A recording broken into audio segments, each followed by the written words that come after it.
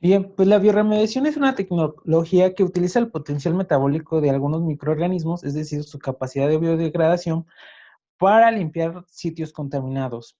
Una forma de bioremediación es la producción de biomasa en el lugar contaminado, conocida como también como técnica de bioremediación in situ. El día de hoy hablaremos un poco de las diferentes técnicas utilizadas in situ para la bioremediación de diversos compuestos. Somos el equipo 1 y les vamos a hablar de estas tecnologías. Para ponernos un poco de contexto, vamos a iniciar con lo que es la bioremediación, la cual podemos definir como una tecnología que consiste en un grupo de tratamientos en el cual va a emplear organismos vivos o algunos derivados de ellos, por ejemplo, algunas enzimas, para reducir o eliminar ciertos riesgos medioambientales que pueden resultar en la acumulación de compuestos químicos tóxicos o algunos otros residuos peligrosos y tratar de transformarlos a través de las rutas metabólicas propias de los organismos vivos en compuestos menos tóxicos. Algunas de las consideraciones para eliminar las sustancias indeseadas es estimular el desarrollo de estos organismos dentro del ambiente del sitio contaminado, ya sea seleccionándolos, por ejemplo, al utilizar microorganismos propios del ambiente, algunos microorganismos que conocemos que tienen ciertas capacidades degradadoras o microorganismos genéticamente modificados en sistemas confinados. Entonces lo vamos a utilizar en nuestro medio o sitio contaminado y vamos a optimizar los factores que estimulen la acción de degradación. Es, por ejemplo, la estructura del sitio contaminado, el pH, los factores de electrones, etcétera, así como algún suplemento de nutrientes. Y vamos a verificar cómo es que pues se ha transformado el compuesto que nosotros tratamos de bioremediar.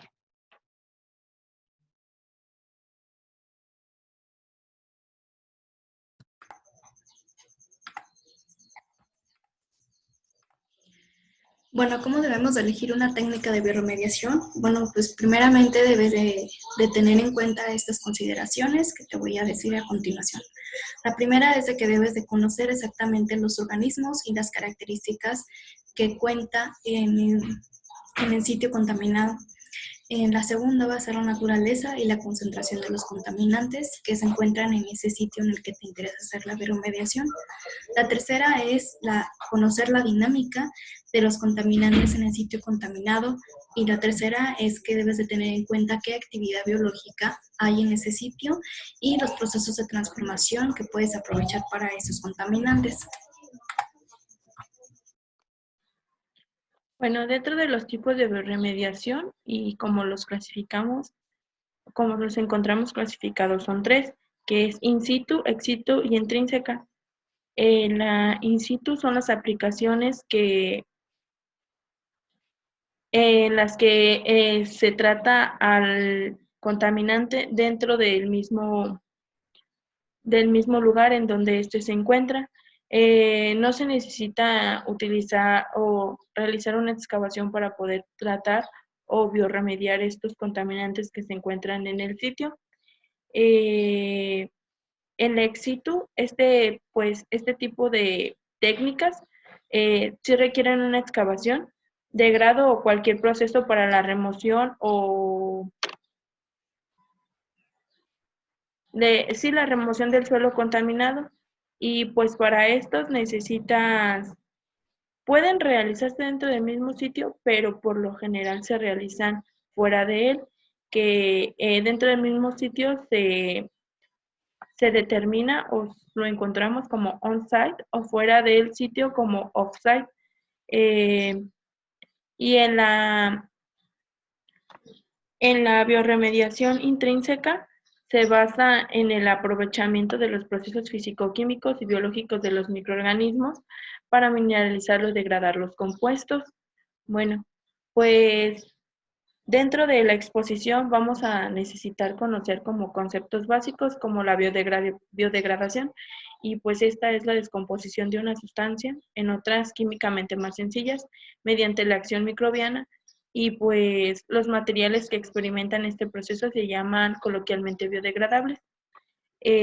Otro concepto básico que debemos de entender o de conocer es la biodegradabilidad, que es la susceptibilidad, perdón, de un compuesto para ser transformado a través de mecanismos biológicos. Estos compuestos son orgánicos, metabolizables y no tóxicos. Normalmente son oxidados, perdón, muy rápidamente por los microorganismos que se encuentran dentro del suelo.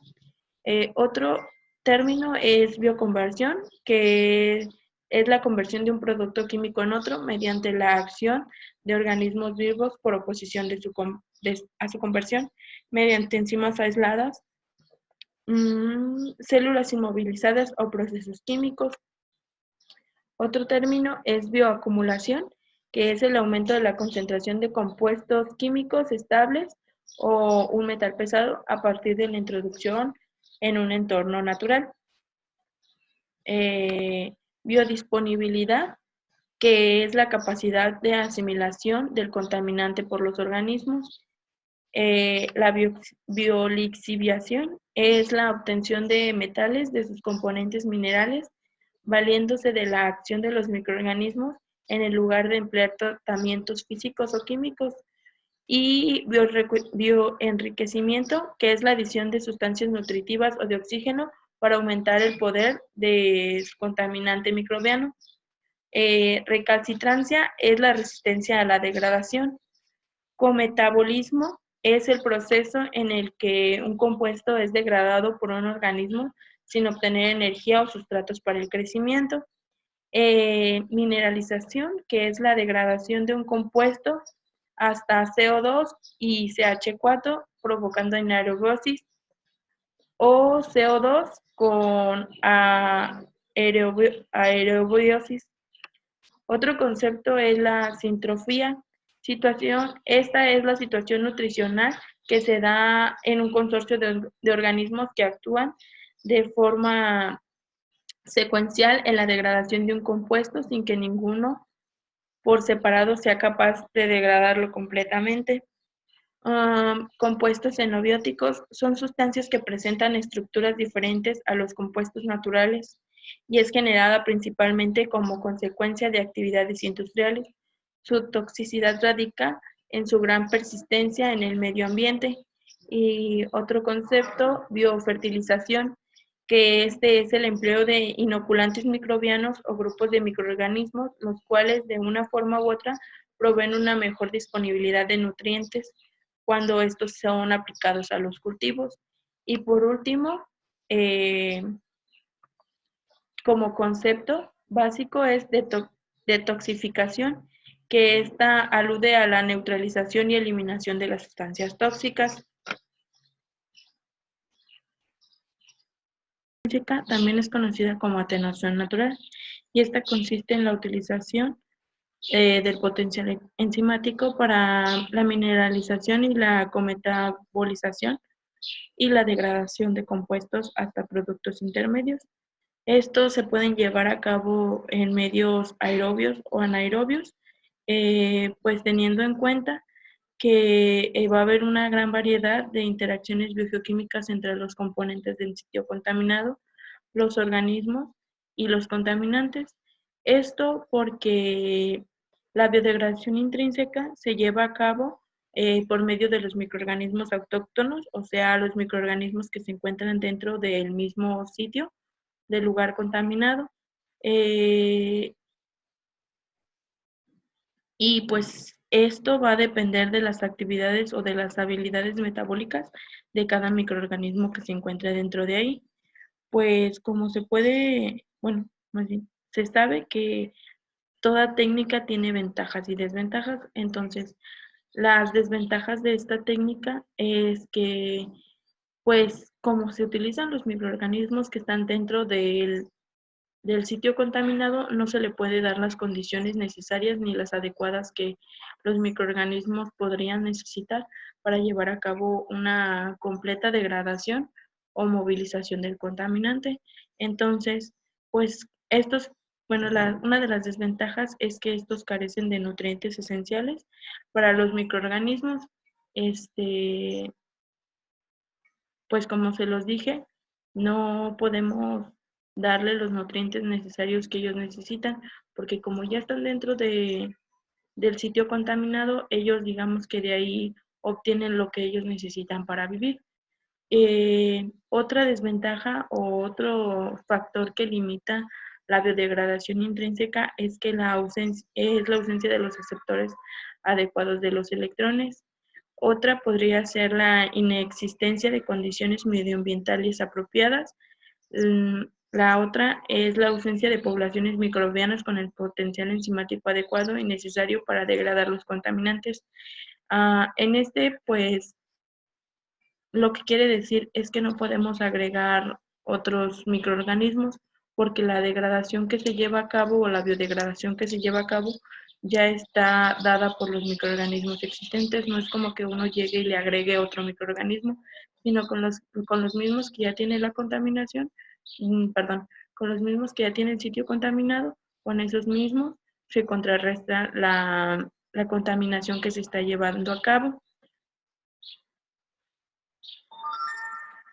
Y otro factor que limita esta biodegradación es que la presencia de contaminantes tóxicos en la mezcla del contaminante, o sea, puede haber contaminantes que puedan degradar los microorganismos que estén dentro del sitio contaminado, pero puede haber otros que no. Entonces, puede ser que el mismo contaminante o ciertos contaminantes que se encuentren dentro de este van a matar a los microorganismos que ya se encuentran presentes en,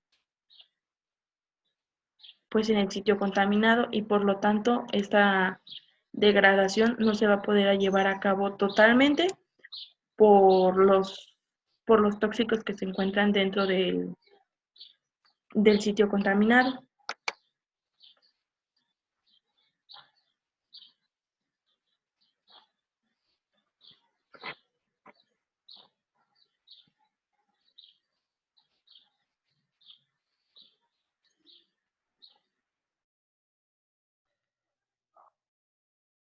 Bien, pues ahora vamos a definir lo que son los tipos de bioremediación ex situ y in situ. Para empezar, vamos a empezar con la bioremediación ex situ, la cual se define como un conjunto de técnicas que van a involucrar la remoción y transporte de la matriz contaminada, es decir, vamos a poder mover nosotros una parte del sitio contaminado o el sitio de interés a otro sitio en el cual nosotros seamos capaces de controlar todas las condiciones ambientales. Por ejemplo, puede ser temperaturas, pH, el control del crecimiento microbiano. Entonces, eso es una de las ventajas que tiene este tipo de bioremediación. Y además que el controlar este tipo de condiciones ambientales nos van a poder permitir incluso aumentar un poco lo que son las tasas de degradación.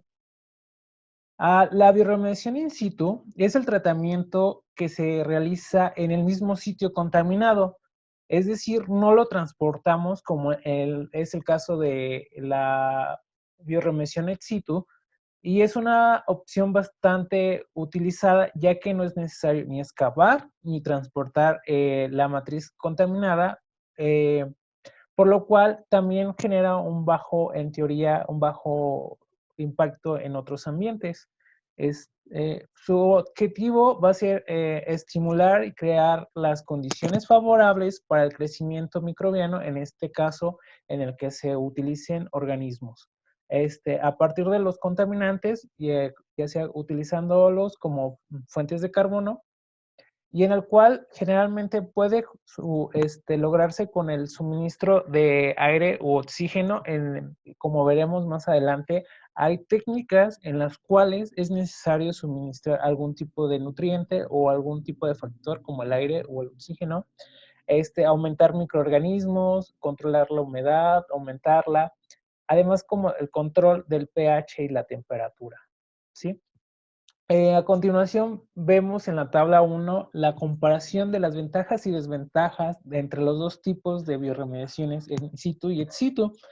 La bioremediación in situ nos va a permitir tratar el sitio contaminado sin necesidad de excavar, sin necesidad de más tratamiento, por así decirlo, ni de transportar, ya que puede que incluso al momento de estar realizando este tipo, por ejemplo, de excavaciones o de transporte, podamos contaminar a otros ambientes. La otra es que disminuimos en costos al momento de estar tratando ahí mismo el sitio, ¿no? Una de sus desventajas va a ser que va a necesitar mayores tiempos de tratamiento. Por ejemplo, en algunas técnicas es necesario desarrollar primero mucha biomasa. Entonces, eso también nos va a llevar pues, algo de tiempo para poder tratar el sitio contaminado. Puede ser incluso inseguro en cuanto a uniformidad y de cómo están las características del sitio contaminado. Por ejemplo, en los suelos, la heterogeneidad del suelo puede ser incluso una desventaja. Pues puede haber cierta dificultad para verificar la eficacia del proceso, de si realmente hay o no una degradación del contaminante o hay cometabolización o incluso cómo es que se está llevando pues, a cabo la bioremediación.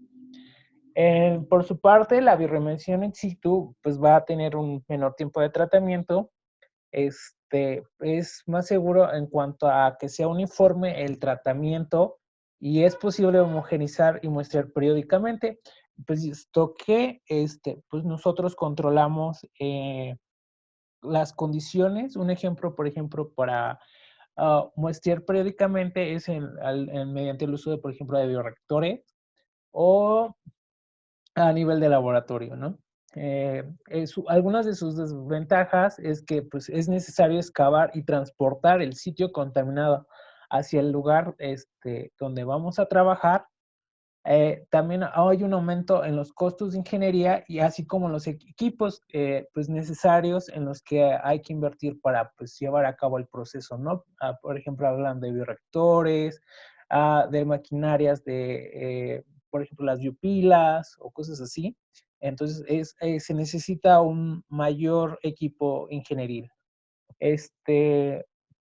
Pues también se debe de considerar la manipulación del material y la posible exposición al contaminante, ¿no? Al momento también de excavar, pues podemos llegar incluso a afectar otros ambientes que no estaban contaminados.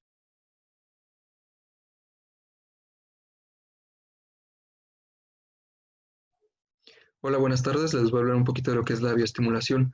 La bioestimulación no es más que una técnica de bioremediación que consiste en proveer las condiciones necesarias para que organismos autóctonos puedan llevar a cabo sus procesos biodegradativos. Y aquí abro un paréntesis. Los organismos autóctonos son aquellos organismos que pertenecen a un área en específico. ¿Esto qué quiere decir? Pues que no fueron inoculados, no fueron sembrados, no fueron plantados, sino que son seres vivos que pertenecen a esos ecosistemas y punto. Debemos de conocer también un poquito más de la técnica. Ya vimos que consiste en proveer las condiciones necesarias, pero ¿cuáles son estas condiciones?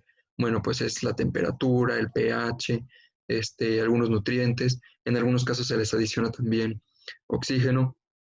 ¿Y para qué todo esto? Bueno, pues esto es para remover ciertos contaminantes, como cuáles los más reportados son la gasolina, los pesticidas, también tenemos los COPS, los COS, que son compuestos orgánicos volátiles y compuestos orgánicos semivolátiles. Y bueno, como en todas las técnicas, pues va a haber ventajas y desventajas. Dentro de las ventajas es que es ampliamente utilizado, sí funciona muy bien y es sumamente accesible si lo comparamos con otras técnicas.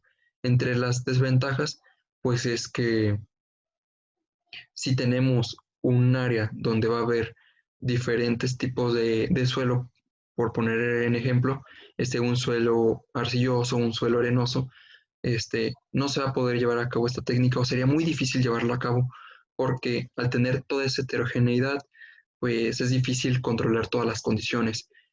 Y también una de las cuestiones en las que no se podría llevar a cabo sería que el contaminante se estuviera desplazando. Eso sucede pues en cuerpos de aguas, generalmente en ríos o regularmente en ríos. Y por ello es que esta técnica es ampliamente utilizada en suelos y no es muy recomendable utilizarla en agua. Y por último, los equipos que se utilizan suelen tener una aguja bastante delgada que con el crecimiento microbiano se pueden tapar o incluso con el suelo. Entonces, son algunas de las desventajas que podría tener esta técnica. Gracias.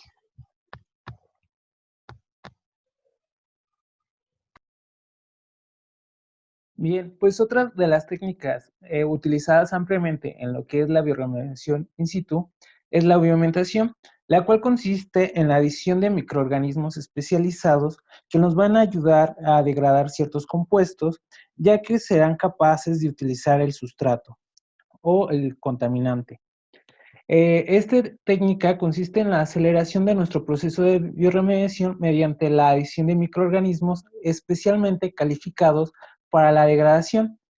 Cabe mencionar que estos microorganismos pueden ser nativos, es decir, propios del lugar del sitio contaminado, externos, es decir, exógenos, y quiero remarcar esta parte, que sí, podemos utilizar microorganismos que no sean propios del sitio contaminado, sino que una vez que hayamos, por ejemplo, identificado algún microorganismo capaz de degradar algún compuesto o contaminante de interés, lo podemos utilizar en esta técnica.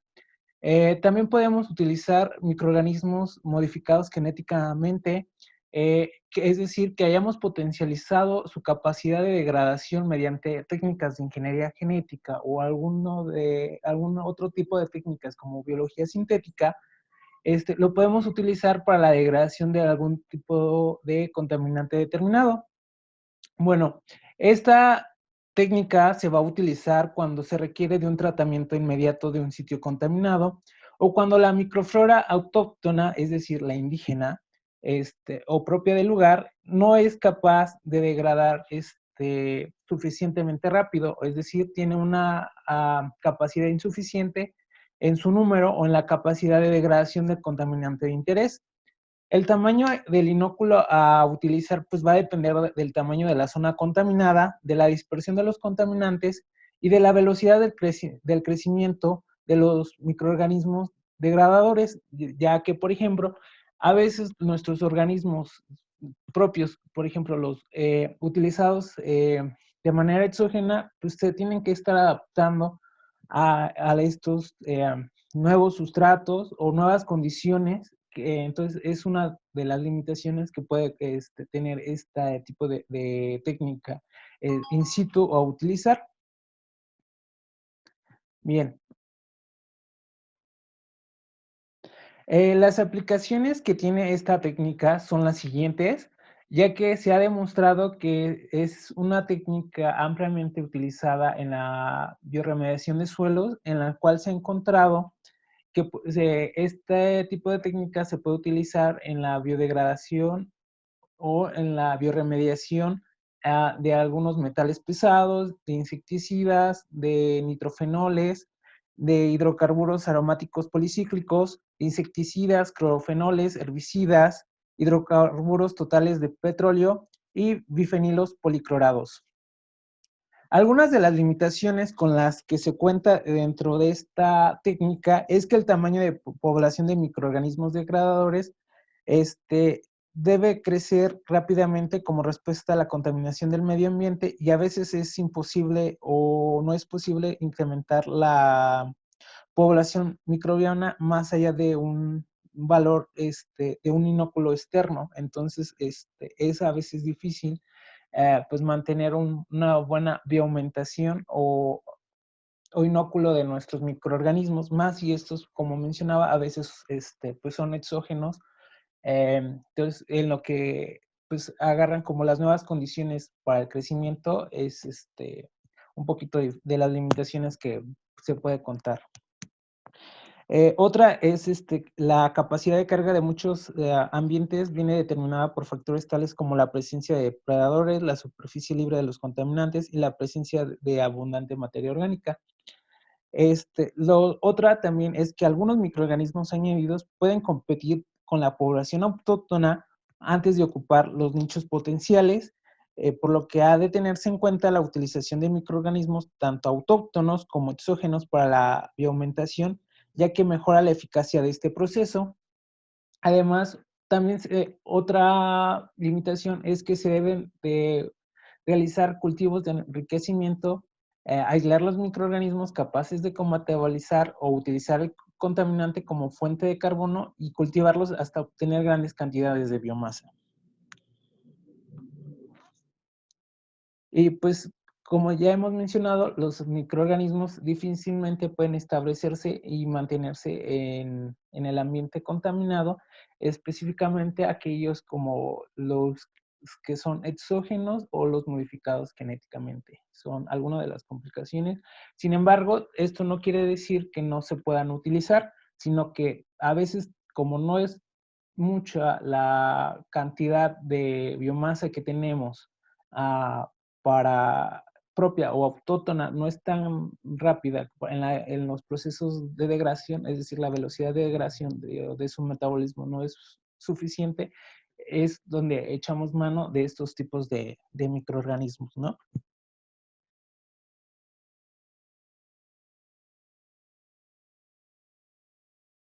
Desde mi punto de vista es una buena técnica porque no afecta al medio ambiente, pero no es tan recomendada por el tiempo en el que tarda en realizarse y porque pues depende de muchas cosas.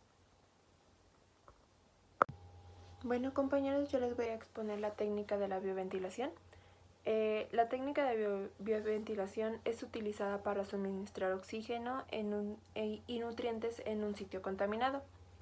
El objetivo de esta es estimular la biodegradación natural de cualquier compuesto biodegradable en condiciones aerobias. El aire, esta técnica consiste en que el aire se suministra al sitio contaminado a través de pozos de extracción por movimientos forzados, como puede ser la extracción o la inyección, estar moviendo el suelo o inyectar el suelo de aire a bajas velocidades de flujo y con el fin de proveer solamente el aire necesario para sostener la actividad del microorganismo degradable. Y pues bueno, esta técnica de bioventilación puede variar. El tiempo es muy lento porque puede variar de meses a años, entonces a lo mejor no es una técnica muy utilizada por eso, por el tiempo, pero por el costo es una buena inversión porque el costo es de 10 a $70 por metros cúbicos, entonces el equipo no es costoso. El tiempo que se invierte pues es lo que es un costo porque es mucho tiempo, además de que puede variar la permeabilidad y si la velocidad del bombeo es muy lenta. Si la velocidad del bombeo es muy lenta, la bioventilación va a ser muy lenta. Y si el número de pozos también puede variar, si es muy pequeño o si es muy grande, entonces puede ayudar o no a la bioventilación. Pero pues desde mi punto de vista es una técnica no tan viable. Es muy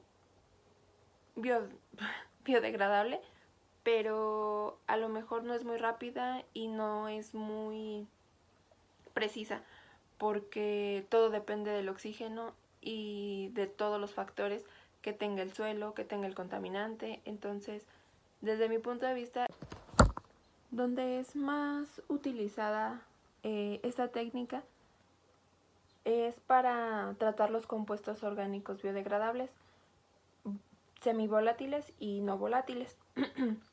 Además favorece la degradación de contaminantes absorbidos que pueden degradarse por medio del movimiento a través del suelo activo, activo biológicamente.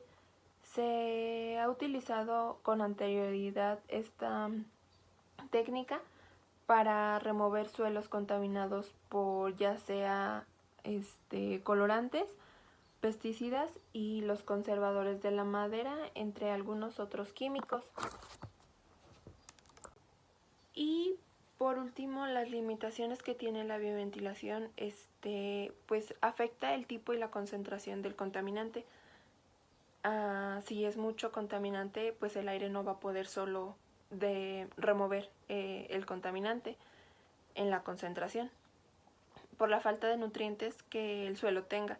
Si el suelo es muy escaso de nutrientes, no va a poder solo el oxígeno remover el contaminante. El contenido de humedad, si hace falta humedad, si no está muy húmedo el suelo, que pueda ayudar al oxígeno, o si está muy húmedo y no permite que el oxígeno entre bien, pues tampoco se va a poder remover el contaminante. Y también la dificultad para alcanzar el flujo de aire necesario, como lo mismo que puede variar, el flujo no puede ser tan rápido si hay mucha humedad o si hay algún otro factor que esté alterando el flujo del aire que no permite el paso.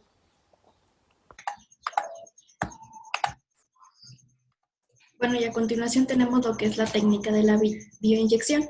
En esta técnica lo que se trata es de que se inyecta aire directamente a la zona saturada. En este caso puede ser oxígeno o puede ser nitrógeno. Se inyecta al sitio contaminado, en donde el aire se va a encargar de vaporizar los contaminantes disueltos. Esto va a ser gracias a sus volatilizaciones. Los contaminantes vaporizados van a ser arrastrados por las burbujas que se generen del aire hacia la parte de arriba, la zona no saturada o no contaminada, en donde pueden ser biodegradados. En este caso, si se quisiera hacer esto, se pueden dar las condiciones necesarias para los microorganismos nativos que a lo mejor te pudieran ayudar a biodegradar, o se pueden recuperar con alguna técnica complementaria, como puede ser la extracción de vapores. Y como vemos, pues esta técnica emplea elementos de biowetting y la recuperación de un producto libre.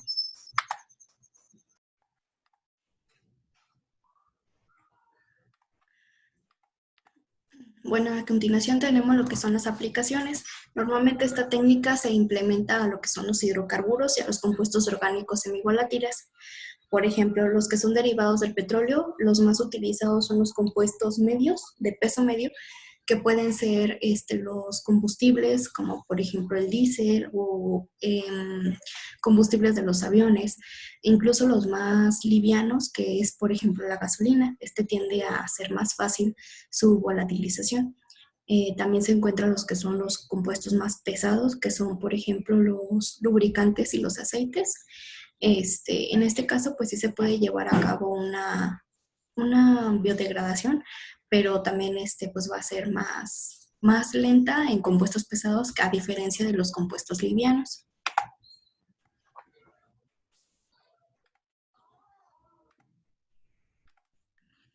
Bueno, como limitaciones, pues tenemos que estas son como las principales, en las cuales pues este método está limitado de acuerdo a la concentración de los constituyentes o de los contaminantes en el sitio, ya que a altas concentraciones se ha visto que pierde eficacia el método. Y bueno, es de esperarse, porque a lo mejor sí se puede llevar a cabo, pero va a tardar más y pues eso también puede influir en costos. Otra de las indicaciones que se nos dicen es que el suelo de preferencia debe de ser uniforme y permeable. ¿Por qué permeable? Porque la permeabilidad va a afectar directamente en lo que es la velocidad de la biodegradación. En este caso, la permeabilidad es mejor si el suelo está constituido por arena o grava, porque tiene mayor permeabilidad a diferencia de la arenilla. Esto pues dificultaría un poco más. Otra de las cosas es que pues tienes que tener en claro cuáles son las volatilizaciones de tus compuestos y si es que se pueden implementar para esta técnica.